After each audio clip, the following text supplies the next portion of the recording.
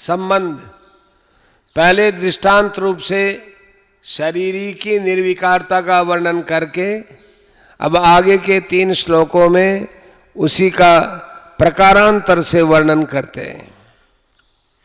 नैनं छिन्दन्ति शस्त्राणि नैनं दहति पावक न चैनं क्लेदयन्त्यापो न शोषयति मारुतः।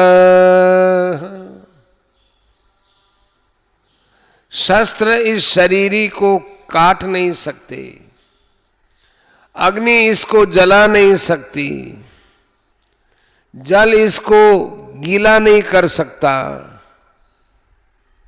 और वायु इसको सुखा नहीं सकती। व्याख्या नैनम छिन्दन्ति शस्त्राणि, इस शरीरी को शस्त्र नहीं काट सकते क्योंकि ये प्राकृत शस्त्र वहां तक पहुंच ही नहीं सकते। जितने भी शस्त्र हैं वे सभी पृथ्वी तत्व से उत्पन्न होते हैं। ये पृथ्वी तत्व इस शरीरी में किसी तरह का कोई विकार नहीं पैदा कर सकता। इतना ही नहीं, पृथ्वी तत्व इस शरीरी तक पहुंच ही नहीं सकता, फिर विकृति करने की बात तो दूर रही। नैनम दहति पावक है, अग्नि शरीरी को जला नहीं सकती क्योंकि अग्नि की वहां तक पहुंच ही नहीं है। जब वहां तक पहुंच ही नहीं सकती अग्नि, तब उसके द्वारा जलाना कैसे संभव हो सकता है। तात्पर्य है कि अग्नि तत्व इस शरीर में कभी किसी तरह का विकार उत्पन्न कर ही नहीं सकता। न चैनं क्लेदयन्त्याप, जल इसको गीला नहीं कर सकता क्योंकि जल वहां तक पहुंच ही नहीं सकता। तात्पर्य है कि जल तत्व इस शरीरी में किसी प्रकार का विकार पैदा नहीं कर सकता। न शोषयति मारुत है, वायु इसको सुखा नहीं सकती, अर्थात वायु में शरीरी को सुखाने की सामर्थ्य नहीं है क्योंकि वायु वहां तक पहुंच ही नहीं सकती। तात्पर्य है कि वायु तत्व शरीरी में किसी तरह की विकृति पैदा नहीं कर सकता। पृथ्वी, जल, तेज, वायु और आकाश ये 5 महाभूत कहलाते हैं। भगवान ने इनमें से 4 ही महाभूतों की बात कही है कि ये पृथ्वी, जल, तेज और वायु इस शरीरी में किसी तरह की विकृति नहीं कर सकते, परंतु 5वें महाभूत आकाश की कोई चर्चा ही नहीं की। इसका कारण यह है कि आकाश में कोई भी क्रिया करने की शक्ति नहीं है। क्रिया माने विकृति करने की शक्ति तो इन 4 महाभूतों में ही है।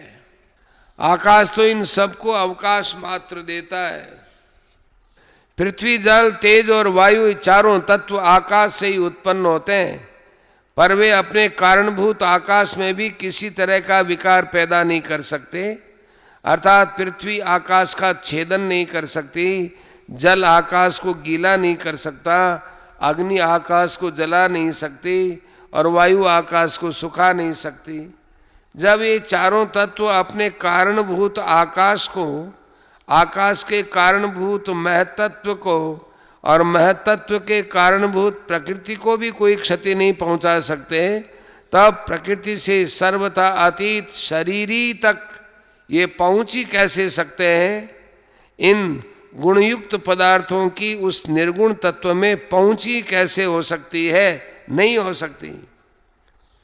ये बात विस्तार से गीता के 13वें अध्याय के 31वें श्लोक में आती है। शरीरी नित्य तत्व है। पृथ्वी आदि चारों तत्वों को इसी से सत्ता स्फूर्ति मिलती है। अतः जिसे इन तत्वों को सत्ता स्फूर्ति मिलती है उसको ये कैसे विकृत कर सकते हैं। यह शरीरी सर्वव्यापक है और पृथ्वी आदि चारों तत्व व्याप्य हैं, अर्थात शरीरी के अंतर्गत हैं। अतः व्याप्य वस्तु व्यापक को कैसे नुकसान पहुंचा सकती है? उसको नुकसान पहुंचाना संभव ही नहीं है। यहाँ युद्ध का प्रसंग है, ये सब संबंधी मर जाएंगे, इस बात को लेकर अर्जुन शोक कर रहे हैं। अतः भगवान कहते हैं कि ये कैसे मर जाएंगे, क्योंकि वहाँ तक अस्त्र शस्त्र की क्रिया पहुँचती नहीं। अर्थात शस्त्र के द्वारा शरीर कट जाने पर भी शरीर ही नहीं कटेगा, आग्नेयास्त्र के द्वारा शरीर जल जाने पर भी शरीर ही नहीं जलता, वारुणास्त्र के द्वारा शरीर गल जाने पर भी शरीर ही नहीं गलता, और वायव्यास्त्र के द्वारा शरीर के सूख जाने पर भी शरीर ही नहीं सूखता। तात्पर्य यह है कि अस्त्र शस्त्रों के द्वारा शरीर मर जाने पर भी शरीर ही नहीं मरता, प्रत्युत ज्यों का त्यों निर्विकार रहता है। अतः इसको लेकर शोक करना तेरी बिल्कुल बेसमझी है। परिशिष्ट भाव, हम कहते हैं कि यह शरीर है तो परिवर्तन शरीर में ही है और शरीर में ही होता है। जो वास्तव में है शरीरी उसमें नहीं होता। जैसे काठ है तो विकृति काठ में आती है, उस काठ के अंदर जो है तत्व है उसमें नहीं आती। काठ कटता है पर वो है नहीं कटता, काठ जलता है वो है तत्व नहीं जलता, काठ गीला होता है वो गीला है तत्व गीला नहीं होता, काठ सूखता है नहीं सूखता, काठ कभी एक रूप रहता ही नहीं और है कभी अनेक रूप होता ही नहीं।